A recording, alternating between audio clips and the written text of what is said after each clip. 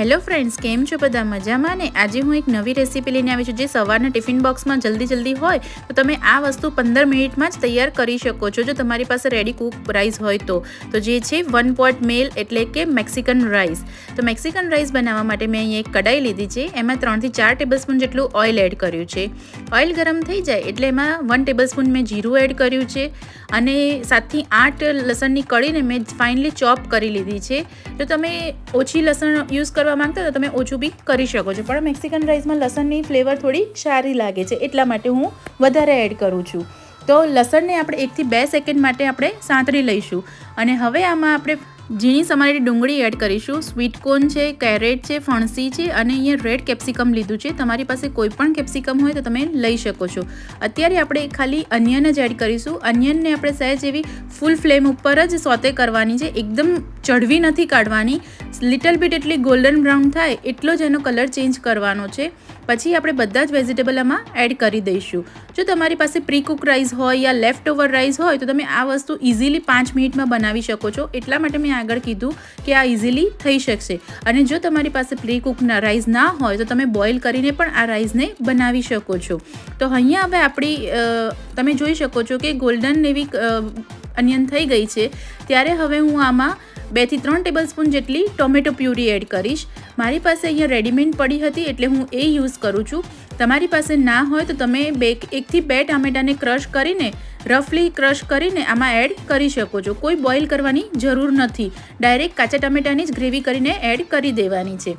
હવે આપણે ટામેટાની ગ્રેવીને 1 થી 2 મિનિટ હલાવી લઈશું અને પછી મારી પાસે જે ગ્રીન અનિયન હતી એનો ઉપરનો ગ્રીન ભાગ હતો એ એડ કર્યો છે, જેથી કરીને એ પણ થોડી સતળાઈ જાય.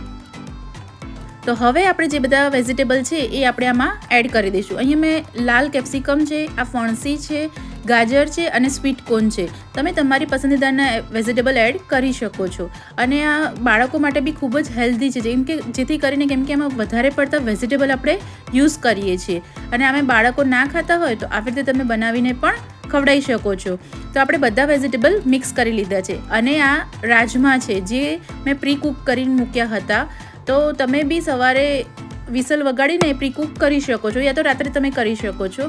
તો 1 બાઉલ મેં રાજમા એડ કર્યો છે, 1 થી 1.5 ટેબલસ્પૂન ઓરેગાનો એડ કર્યો છે અને 1 tablespoon red chilli flakes add કર્યા છે. તો રેડ ચીલી ફ્લેક્સ બહુ તીખા હોય તો ઓછા એડ કરવા. અહીંયા 1 ટેબલસ્પૂન ધાણા જીરું એડ કર્યું છે, 1/2 ટેબલસ્પૂન લાલ મરચું એડ કર્યું છે અને 1 ટેબલસ્પૂન જેટલું મીઠું એડ કર્યું છે, કેમ કે રાઈસમાં બી સોલ્ટ હોય છે એટલા માટે. હવે આપણે બધા મસાલાને આપણે એકવાર મિક્સ કરી લઈશું, જેથી કરીને આપણે મેક્સિકન રાઈસનો જે મસાલો છે એ આપણો તૈયાર થઈ ગયો છે. અને અહીંયા હવે હું 1 થી 2 ટેબલસ્પૂન માટે કેચઅપ એડ કરીશ, જેથી કરીને મેક્સિકન રાઈસનો જે ટેંગીનેસ ટેસ્ટ કહીએ એ ખૂબ જ સારો આવે છે. જો તમને ખાટું વધારે ના પસંદ હોય તો તમે આને સ્કીપ પણ કરી શકો છો. તો હવે આપણે એને એકવાર ફરી મિક્સ કરી લઈશું અને લાસ્ટમાં હું 1 ટેબલસ્પૂન જેટલો ગરમ મસાલો એડ કરીશ, જેથી કરીને ટેસ્ટ થોડો સ્પાઇસી વધારે થશે. જો તમે બાળકો માટે કરતા હોય તો ના બહુ સ્પાઇસી રાખવું. અને અહીંયા મારી પાસે પ્રી કુક રાઈસ તૈયાર હતા જે મેં બોઇલ કરીને મૂકેલા હતા, એ હવે હું આમાં એડ કરી દઈશ. અને જો તમારી પાસે પ્રી કુક રાઈસ ના હોય તો આ ટાઈમ ઉપર જે તમે 10 થી 15 મિનિટ સુધી ચોખા પલાળીને રાખવા અને આ સ્ટેજ ઉપર તમારે આમાં ચોખા એડ કરીને કે 1 વાટકી ચોખા હોય તો તમારે 1.5 વાટકી પાણી એડ કરીને એને કૂક કરવા મૂકી દેવા, જેથી કરીને તમારા રાઈસ તૈયાર થઈ જશે. અને અહીંયા મારી પાસે પ્રી કુકડ રાઈસ હતા એટલે હું એમાંથી બનાવું છું. અને તમારી પાસે ના હોય તો તમે ડાયરેક્ટ પણ યુઝ કરી શકો છો. તો હવે આપણે રાઈસને બધું મિક્સ કરી લઈશું એકસાથે. તો આપણા મેક્સિકન રાઈસ જે કહીએ છીએ એ આપણા તૈયાર છે.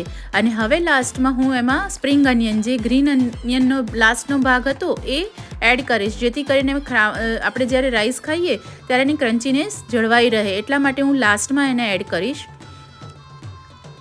અને હવે આપણે એકવાર ફરી અને મિક્સ કરી લઈશું.